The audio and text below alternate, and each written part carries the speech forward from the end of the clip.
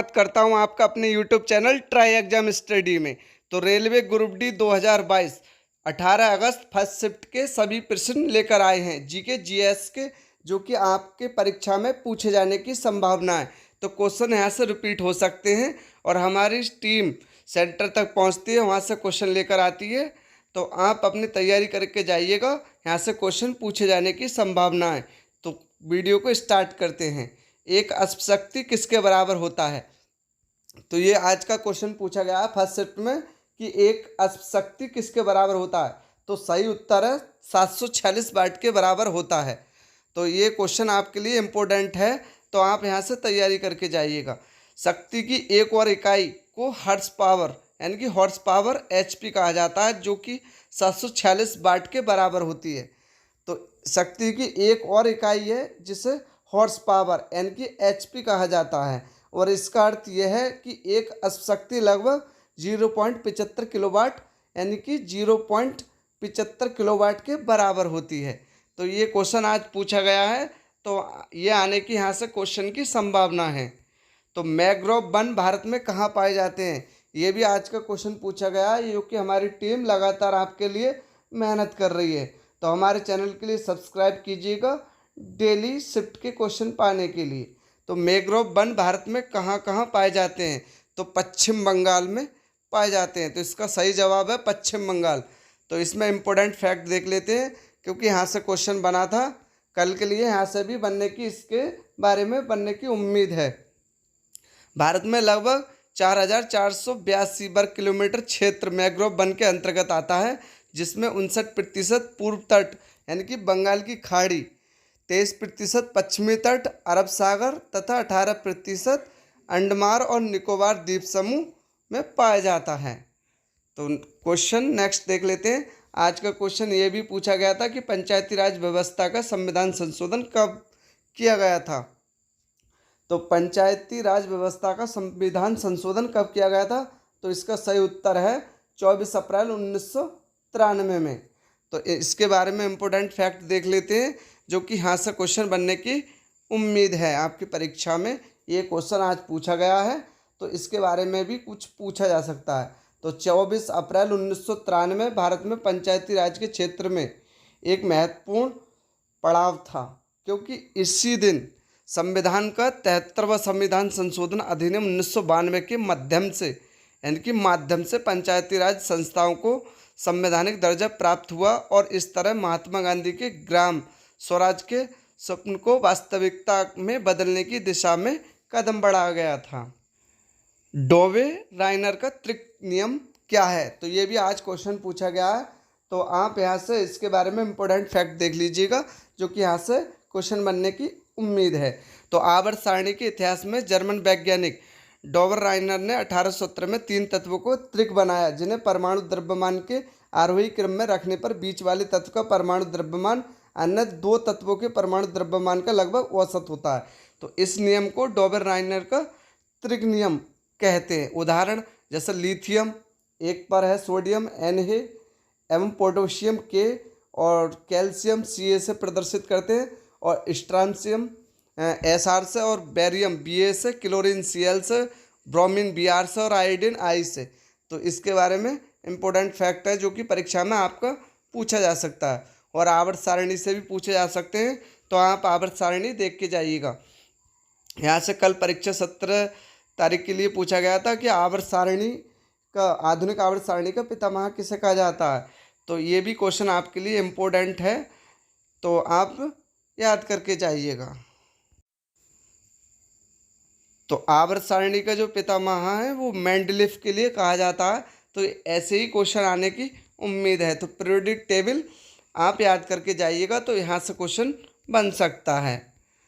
तो सबसे अधिक क्रियाशील धातु कौन सी है? आज की शिफ्ट में पूछा गया फर्स्ट शिफ्ट में कि सबसे अधिक क्रियाशील धातु कौन सी है? तो सोडियम सही उत्तर है इसका, सबसे अधिक क्रियाशील धातु होती है। तो इसके बारे में इम्पोर्टेंट फैक्ट देख लेते हैं, जो कि आपकी परीक्षा में किसी शिफ्ट में पूछा जा सकता है आगामी परीक्षाओं में, यानी कि जो आगामी शिफ्ट आने वाली हैं आपकी। अभी फर्स्ट शिफ्ट चल रहा है, जो कि सेकंड फेज में भी आपका पूछे जाने की संभावना है। तो सोडियम आवर्त सारणी के हल्की धातु समूह का एक सदस्य है। सोडियम जो है अत्यधिक सक्रिय धातु है जो प्रकृति में कभी भी शुद्ध रूप में नहीं पाई जाती। सोडियम बहुत जल्द बदरंग हो जाता है, सोडियम बहुत जल्द बदरंग हो जाता है। इसका कारण यानी कि द्रव्यणांक एवं घनत्व कम होता है।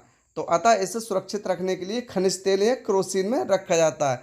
तो जो सोडियम है तो इसके लिए केरोसिन तेल यानी कि जो आपका मिट्टी का तेल होता है केरोसिन यानी कि केरोसिन उसमें रखा जाता है। तो ये क्वेश्चन यहाँ से आने की उम्मीद है, तो आप तैयारी करके जाइएगा। तो इस्लाम धर्म की स्थापना किसने की थी? तो ये भी क्वेश्चन पूछा गया आज की शिफ्ट में। तो सही उत्तर है हजरत मोहम्मद साहब ने यानी कि इस्लाम धर्म की स्थापना की थी। तो इस्लाम धर्म के बारे में आपकी परीक्षा में पूछे जाने की उम्मीद है। तो इस्लाम का उदय 7वीं सदी में अरब प्रायद्वीप में हुआ था। तो इसके अंतिम नबी हजरत मोहम्मद सल्लल्लाहु अलैहि वसल्लम का जन्म 570 ईस्वी में मक्का में हुआ था। तो ये आपके लिए इम्पोर्टेंट फैक्ट है, इनका जन्म पूछ लिया जाता है तो 570 में हुआ था ईस्वी में। लगभग 613 ईस्वी के आसपास हजरत मोहम्मद साहब ने लोगों को अपने ज्ञान का उपदेश देना आरंभ किया था। इसी घटना को इस्लाम का आरंभ के रूप में जाना जाता है। तो यहाँ से क्वेश्चन सीधा पूछ लिया जाता है कि इस्लाम धर्म की स्थापना किसने की थी? तो हजरत मोहम्मद साहब ने की थी। नेक्स्ट क्वेश्चन की ओर बढ़ते हैं जो कि परीक्षा में आज पूछा गया है। अनुच्छेद 51A किससे संबंधित है? तो जो 51A संबंधित है वो मौलिक कर्तव्य से संबंधित है। तो यहाँ से क्वेश्चन पूछे जा रहे हैं तो आप आर्टिकल देख के जाइएगा, क्योंकि आर्टिकल से भी रिलेटेड क्वेश्चन पूछे गए हैं। तो अनुच्छेद 51A किससे संबंधित है? तो मौलिक कर्तव्य से संबंधित है। तो इसके बारे में इम्पोर्टेंट फैक्ट देख लेते हैं। अनुच्छेद 51A यानी कि बी के अंतर्गत स्वतंत्रता संग्राम के महान आदर्शों को सजोना एक नैतिक नीति का वचन है। अनुच्छेद 51A के अंतर्गत संविधान, राष्ट्रीय ध्वज एवं राष्ट्रगान का सम्मान करना एक नागरिक का कर्तव्य है। तो आज का क्वेश्चन पूछा गया था कि अनुच्छेद 51A किससे संबंधित है? तो वो मौलिक कर्तव्य से संबंधित है। क्वेश्चन देख लेते हैं नेक्स्ट वाला। संविधान की अनुसूची में कितनी भाषा है? तो यहाँ से क्वेश्चन बनने की उम्मीद है, ये आगामी शिफ्टों में पूछा जाता है, पूछा जाएगा, उम्मीद है ये क्वेश्चन वेरी इंपॉर्टेंट। तो इसे आप नोट कर लीजिएगा। तो संविधान की अनुसूची में कितनी भाषा हैं? तो 22 भाषा हैं। तो भारतीय संविधान की 8वीं अनुसूची भारत की भाषाओं से संबंधित है। इस अनुसूची में 22 भारतीय भाषाओं को शामिल किया गया है। इसके बाद सिंधी भाषा को 21वां संविधान संशोधन 1967 और कोंकणी भाषा, मणिपुरी भाषा और नेपाली भाषा को 71वां संविधान संशोधन अधिनियम 1992 में जोड़ा गया है।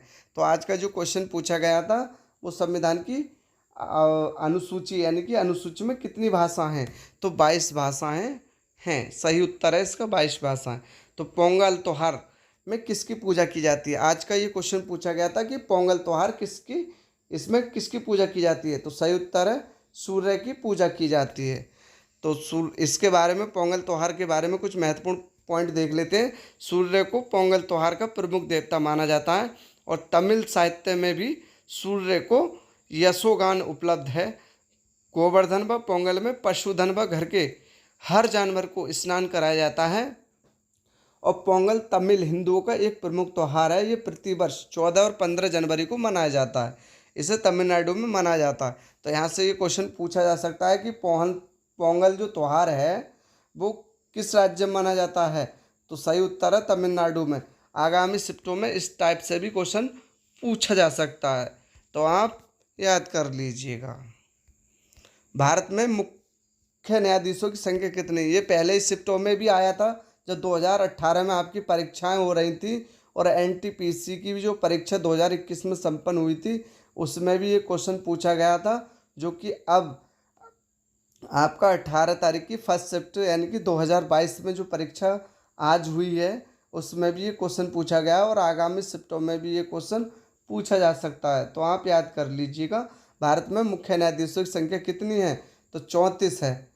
तो एक इसका मतलब मैन होता है, 33 में होते हैं। तो यानी कि इसमें कुल संख्या 34 होती है। तो सही उत्तर इसका 34 है। भारत गणराज्य अब तक कुल 49 यानी कि वर्तमान मुख्य न्यायाधीश सहित न्यायाधीशों ने मुख्य न्यायाधीश के रूप में सेवा की है।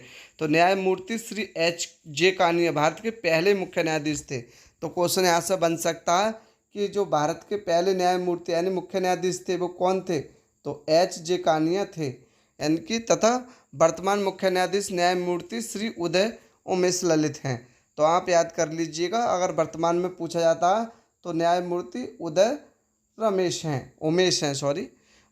उमेश हैं ललित। तो यहाँ से क्वेश्चन पूछा जा सकता है, U20 यानी अंडर-20 वर्ल्ड एथलेटिक्स चैंपियनशिप लंबी कूद में सिल्वर मेडल जीतने वाली भारतीय महिला खिलाड़ी कौन है, तो शैली सिंह हैं। तो आज का ये क्वेश्चन पूछा गया, तो आप यहाँ से नोट कर लीजिएगा। और इस क्वेश्चन यानी कि वीडियो की डिस्क्रिप्शन में इसकी हम PDF लिंक सेंड कर देंगे, तो आप हमारे वीडियो से ही डाउनलोड कर लीजिएगा। तो अनुच्छेद 21 किससे संबंधित है, तो अनुच्छेद 21 जो है वो जीवन का अधिकार से संबंधित है। सही उत्तर है जीवन का अधिकार। तो भारतीय संविधान का अनुच्छेद 21 कहता है कि किसी भी व्यक्ति को विधि द्वारा स्थापित प्रक्रिया के अतिरिक्त उसके जीवन और व्यक्ति स्वतंत्रता के अधिकार से वंचित नहीं किया जा सकता। नेक्स्ट क्वेश्चन देख लेते हैं, समय कम है, आप अपनी तैयारी में लग जाइएगा।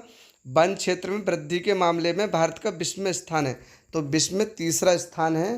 तो वन क्षेत्र में वृद्धि के मामले में भारत का विश्व में कौन सा स्थान है, तो आज पूछा गया क्वेश्चन है, तो याद करके जाइएगा, आपका पेपर जल्द ही आने वाला है। तो आपके जितने भी शिफ्टों में होगा तो आपके लिए ये महत्वपूर्ण है। तो वन क्षेत्र फॉरेस्ट एरिया बढ़ाने में भारत में विश्व में तीसरे स्थान पर है। और आर्थिक सर्वेक्षण यानी कि आर्थिक मामलों के विभाग द्वारा हाल ही में जारी आर्थिक सर्वेक्षण में कहा गया कि भारत वन क्षेत्र बढ़ाने के मामले में दुनिया में तीसरे स्थान पर है। भारत ने 2010 और 2020 के बीच हर साल 2,66,000 हेक्टेयर वन क्षेत्र जोड़ा है। तो भारत निर्माण कार्यक्रम कब लॉन्च किया गया था, तो इस टाइप से भी क्वेश्चन पूछे जा रहे हैं। भारत निर्माण कार्यक्रम को कब लॉन्च किया गया था, तो सही उत्तर है 16 सितंबर 2005 में इसे लॉन्च किया गया था। तो ग्रामीण लोगों को बेहतर जीवन प्रदान करने के लिए भारत सरकार ने 16 दिसंबर 2005 को भारत निर्माण नाम के एक कार्यक्रम की शुरुआत की। ये योजना मुख्यतः 6 क्षेत्रों पर केंद्रित थी, जिसमें बिजली, पानी, सड़क, सिंचाई, दूरसंचार और देश के ग्रामीण क्षेत्रों में आवास शामिल है। भारत का दक्षिणतम यानी कि बंदरगाह कौन सा है, तो तूतीकोरिन बंदरगाह या एन्नोर बंदरगाह है। तो इसमें से दो जो भी क्वेश्चन का यानी कि आपके पास में ऑप्शन होगा वो आपके लिए चुनना हुआ होगा। तो इसमें से सही उत्तर हैं दोनों। तो इसमें जो भी ऑप्शन आया होगा आपने सही किया होगा।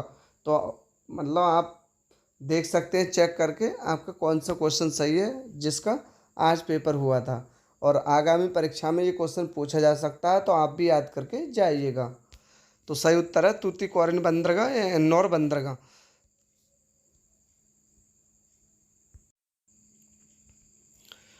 तो तमिलनाडु भारतीय प्रायद्वीप के सबसे यानी कि दक्षिणी भाग में स्थित है। तमिलनाडु में प्रमुख बंदरगाह चेन्नई बंदरगाह, तूतीकोरिन बंदरगाह और एन्नोर बंदरगाह। एन्नोर बंदरगाह तमिलनाडु में एक ईको फ्रेंडली बंदरगाह है। चेन्नई बंदरगाह तमिलनाडु में दूसरा सबसे बड़ा संग्रही बंदरगाह है। तो यहाँ से भी क्वेश्चन पूछे जा सकते हैं, तो आप इम्पोर्टेंट फैक्ट भी देख लीजिएगा या क्वेश्चन के लिए आप नोट कर लीजिएगा। नेक्स्ट क्वेश्चन की तरफ बढ़ते हैं जो कि आज शिफ्ट में पूछे गए हैं।